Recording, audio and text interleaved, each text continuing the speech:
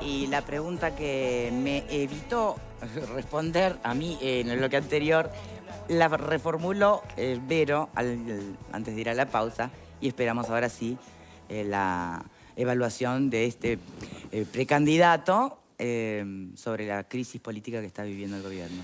Sí, yo creo que hubo en el gobierno una situación no querida, que es esta situación generada con la expedición del pasaporte, que tuvo una primera etapa con la situación de la subsecretaria, en donde en definitiva terminó ella presentando la renuncia, y tiene una segunda etapa ante su comparecencia ante la Fiscalía.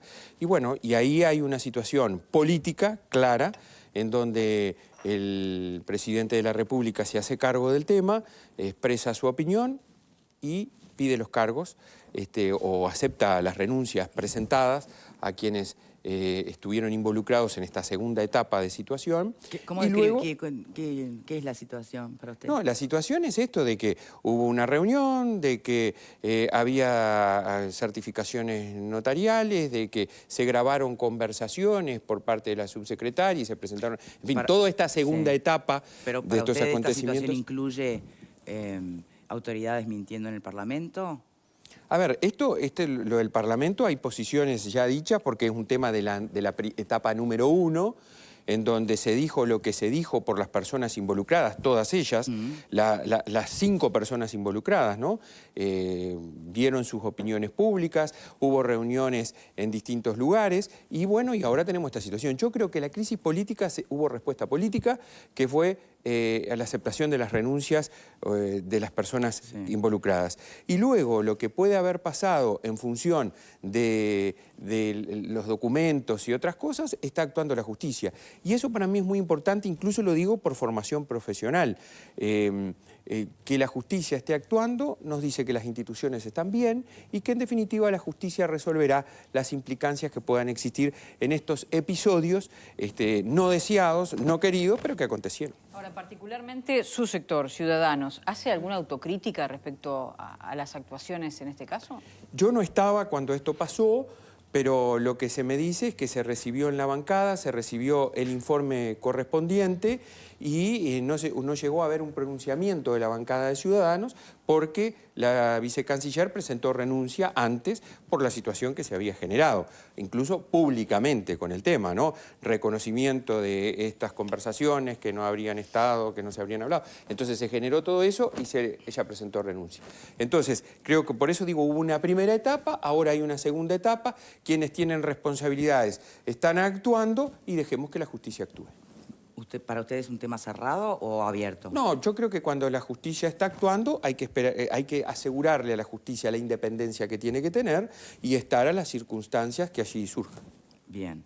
¿Alguien más quiere Los líderes preguntar? políticos realmente no reconocen errores. Yo soy de reconocer errores. Bueno, si me catalogás como líder, que ahora estoy en una situación... Estás en proyecto. Estoy en un potencial. Proyecto. Estoy siendo el primero de la fila de un conjunto de personas que tenemos un proyecto país. Y yo creo que en la vida es un problema no reconocer errores. Y en las gestiones en general y en las públicas más. Y hay un doble error que se comete cuando uno no reconoce un error. Entonces, creo que los errores, el que hace, como decía Montacuarembo siempre, y lo decimos en el Uruguay, el que hace se equivoca, entonces, por lo tanto, hay que reconocer y diferenciar, que es muy importante, un error de otras actuaciones. Pero me la dejó servida en bandeja. A ver. Evaluación y autocrítica, prioridad para usted, ¿no? Sí, siempre lo... ¿Es tiempo de hacer una autocrítica de algún posible o eventual error en la implementación de la transformación educativa? Invitar otro programa. Bueno, no sé. Yo creo que todo proceso, siempre lo he dicho acá varias veces y lo reitero ante ustedes y la audiencia. Nosotros llevamos adelante un proceso de transformación educativa que lo dijimos así desde el día 1, porque es distinto que una reforma, porque es mucho más que una reforma, es algo dinámico, que llega con propuestas de cambio, pero el cambio es permanente. En la educación ni que hablar, yo creo que en todo orden de la vida, pero en la educación ni que hablar. Entonces, obviamente que hay evaluaciones. Yo antes de irme firmé resoluciones, por ejemplo, habilitando encuentros de los docentes en días distintos a los previstos, así como revisiones de programa. Se nos dijo, bueno, miren, la geografía del Uruguay fue un error no incluirla, se incluyó ahora la geografía del Uruguay.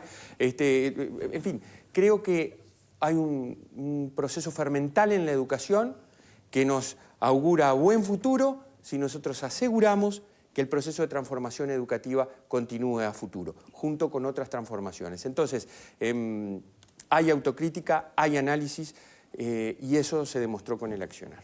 ¿Virginia Cáceres es garantía de que la transformación ¿Va a seguir? continúe? Sí, no tengo duda. Virginia Cáceres es una profesional sumamente responsable, que conoce todo lo que hemos implementado porque ha sido parte, ha integrado comisiones, conoce a los actores, lo cual no es menor.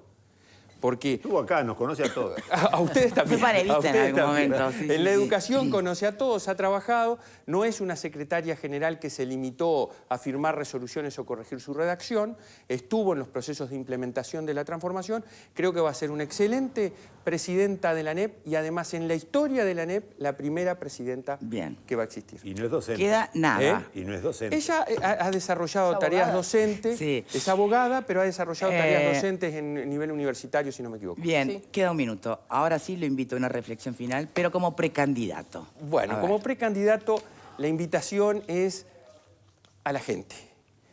Nosotros tenemos que trabajar por la construcción de un proyecto país que nos enamore, que nos motive y que haga posible la concreción de nuestros sueños, la que todos siempre tenemos.